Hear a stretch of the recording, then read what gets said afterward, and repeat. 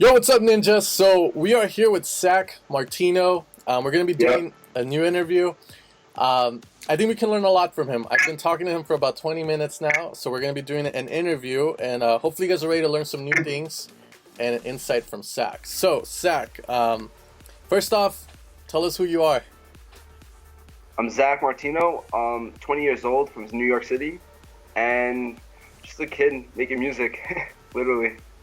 Yeah, so one of the things you guys need to know is Zack is signed to Mainstage, which is, again, a big label. Owned by W&W, and it's part of the Armada imprint, which is huge. So, the first question I'm gonna ask you, Zach, is how did you start producing? Basically, I was a drummer for 11 years, and I just decided one day, like, I sold my drum set and I bought a laptop, and I just installed FL Studio, and watching tutorials and everything really just inspired me, and I just started making music from there. Wow, that's crazy. So did you start making like dance music, like? I was making tech house for about 2 years when I was 14, 15 years old. And, it led into progressive house. And then just I kept developing and I started liking other genres and eventually just started making dark progressive. Dark progressive house? That's crazy. So that's what you consider your style right now, dark progressive house? Yeah, it's like a darker sound of just regular progressive house music. Okay, that's awesome then. So you told me you've been producing for 7 years, right? So Yep. so man, I wanted to get that out because a lot of people they need to understand, even if you're going 5 years producing, there's some people that take 8 years, some people take 3 years. It all depends on the person. It's like everyone has their own journey. Okay, so we what DAW are you producing in? That's a good question there. FL Studio 10. FL Studio 10? Yeah, Yeah. so what's your favorite thing about FL Studio, would you say? Honestly, just it's so user friendly. The plugins I'm still using, Sound Goodizer. Uh, That I like the uh, stop. I like the stop you did, like sound goodizer, baby. yeah, Is it really that good? it's great. I love it. Oh my god. What's the Yeah. best way to describe it though? Because to be honest, I've never used FL. I used it once, and I'm always wondering what it is. Basically just makes makes your shit loud. Compression and all that crazy stuff. Okay, so what's your favorite synthesizer? Silent one. Yeah, so what's the best thing about Silent One, would you say? Again, it's really user friendly. I love the built-in distortion effects a lot. Yeah, you got those crazy sounds. I think Silent One, it's like a lot of people are always like, why aren't you using Serum and shit? I'm like, because a lot of the sounds that I'm making, you can just make in Silent One. And like you said, it's very user friendly. It does have a good sound, in my opinion. It's very, very friendly. Okay, I so you're obviously using Silent One. How do you process the leads, coming out of Silent One? Like, how many layers do you use, would you say? And how would you process them? Depending on the song, I usually particularly don't go past 3 layers. So I'll have like a saw wave, and then a square, and then honestly I'll just cut depending on the track. I'll just have another layer with the same like square lead, just the wet all the way up, and then just affecting the reverb on that. So it's the exact same one, and it's not affecting the actual square lead that's playing. That's like the main sound. Oh, okay, so you use 3 layers then, and then you're gonna Right? go that route, yeah. Then I ride to one bus, and then in that bus would be just the glue, the um, fab filter EQ. The Pro Q2. I'll put a limiter on it. Which one? The fab filter limiter and OTT. Yeah, you told me about that, man. OTT is life. It's like, Amazing, amazing. yeah, I was telling you I was gonna ask you this question, like the best tip that changed your productions, and it's kind of like you told me it was OTT. Yeah, man. Honestly, like I used to put, Sound Goodizer on. I still do, but like very subtle now. But I put OTT on literally. Well, all my synths I put it on. I put it on some drums, not the kick or anything, but just like, perks or whatever, and it just brings everything out so much better. I really love it. It's crazy. Yeah, so you're using the Xfer plugin, right? Because Ableton has it, but it's kind of like built Yeah, in. You know, yeah. they said that Steve Duda actually helped make Ableton like program it. I don't know if that's a rumor, but I've heard about it. That's why maybe OTT is there as well. Okay, so we talked a little bit about the production part of your tracks and all that. Um, you know, one question though is, how does it feel to be signed to Mainstage? Yeah, man, it's honestly a dream come true. Like W and W have been the biggest inspiration when I was young, listening to Thunder and The Code and all those tracks were they still are bangers, and I just wanted them to hear a song of mine. That was like my dream as a kid, for them to just click my name and just play a song of mine, and for them to actually sign it, it's unbelievable. Man, that's crazy. Do you want to tell us how you got signed to Mainstage? You know, like, Yeah. So I was on Skype with my friend Fetty. His name is Reggio, and we were just finishing up the collab. And I was like, I really want to send this to my friend. My friend is Maestro Harrell, great producer. He's one of my really good friends, and he's also a main stage artist. And he produces insane. So I was like, I'm gonna send this over to him. He'll give me like some honest feedback. So I sent it over to him, and just sent the track over. And he wrote back. He goes, back dot dot dot. What are you doing with this song?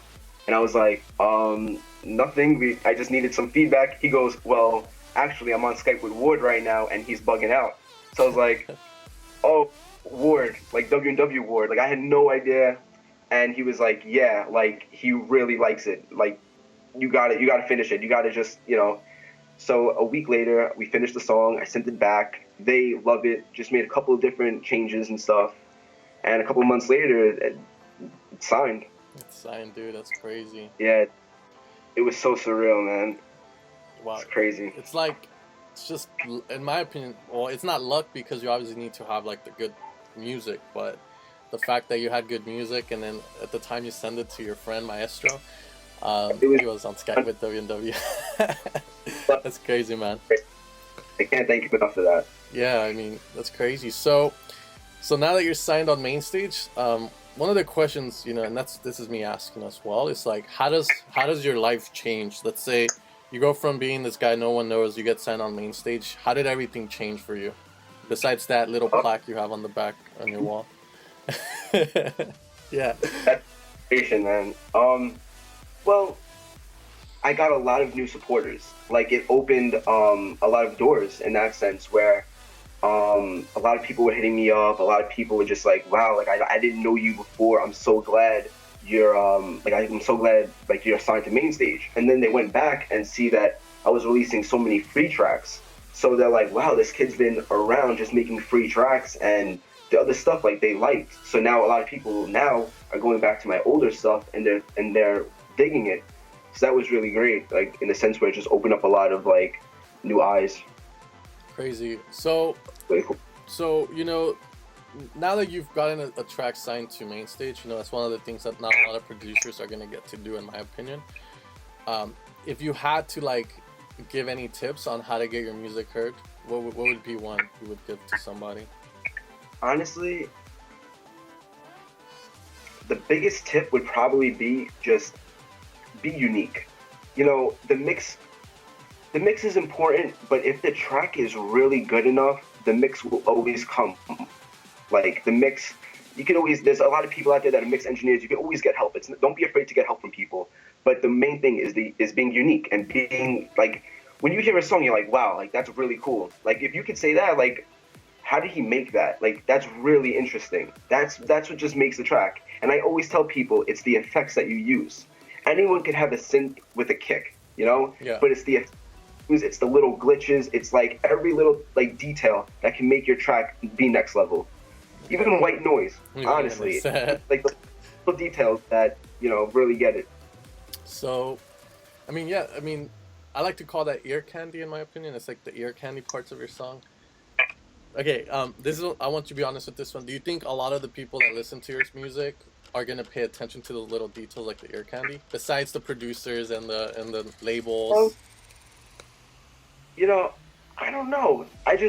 I really don't know. I would hope so. I would hope people listen to like a little glitch sound and it's like, wow, that was interesting, or wow, I wonder how he did that. But if an average person just not no knows nothing about producing and hears that, then just I hope they're just like, cool. They can just like get like a cool, like that's all I want. Yeah, I mean, I'm just asking because I think most EDM producers that are signed to labels, I think their biggest fans are gonna be producers that are gonna be like, how the fuck did you do that shit? But then someone listening to your track on the car and they're like, they don't know nothing, and be like, oh, this is a really cool song. You know, I like the melody and stuff, but not. Yeah, I like that little glitch. I agree. I mean, Yeah, I love it as long as that's it. what's up, man? That's what's up. Yeah. Awesome, awesome. So be unique. That's the biggest tip, I think, and obviously, I think that's the biggest thing that everybody can get out of it. So when you say be unique, do you mean like using different leads, or do you mean like the melody, or what do you mean? What you say like? Well, like you said, bro, in your video with getting signed to to like a label, you want to have the same. You want to like, let's say you're sending a song to Hardwell. You want to have that big room break. You want to have that that big room drop. Doesn't technically have to be a big kick with a synth, a big kick with like a pluck or whatever. But like, I look at guys like really, these guys are insane. Seth Hills and like who's the other? Seth Hills and man, I'm drawing a blank. But they're taking big room to another level. They're just making it like so innovative, and that's what I really like. That like as a music lover, I'm listening to it, I'm like, wow, like that's really an interesting song. Like I like it a lot. And if you're sending a song to a label or to a producer in general, I think you should just have like something that makes you stand out a little bit, but still in that range of where you're sending to, what label you're sending to. Okay, awesome. So I wouldn't send a future house track to Reveal yeah, obviously. because I know that's not their sound. I know that's not what they're looking for. Yeah. But I would definitely I would send a big room track, Yeah. So it's like that.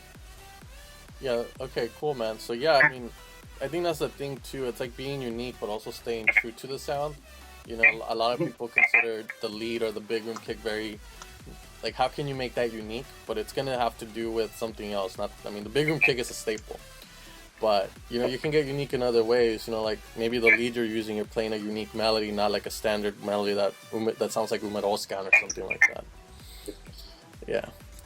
But you can make the triplets. The triplets are still. I love that. I love if you're at a club and that comes on, you're like, wow, like that's cool.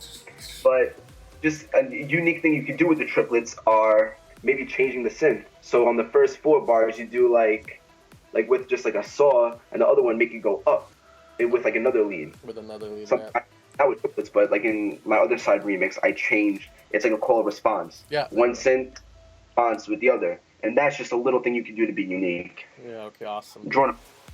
That's cool. So that's gonna be it. We went for about 13 minutes. I want to thank you for the time, bro. I really do. Bro, anytime, for real. Anytime. I love your channel. Thank you. Like I told you, I still watch your videos. I'm always learning something new. Thank you so much, man. I always appreciate the support from you guys. You know, a lot of times people sometimes do want to be like, all right, why should I follow Semrel?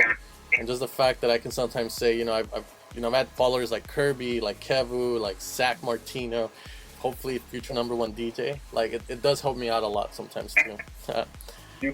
Because of guys like you, man, you make quality sounds. You're the man. Thank you, man. All right, guys. So you guys can follow Zack on Twitter, SoundCloud, Facebook.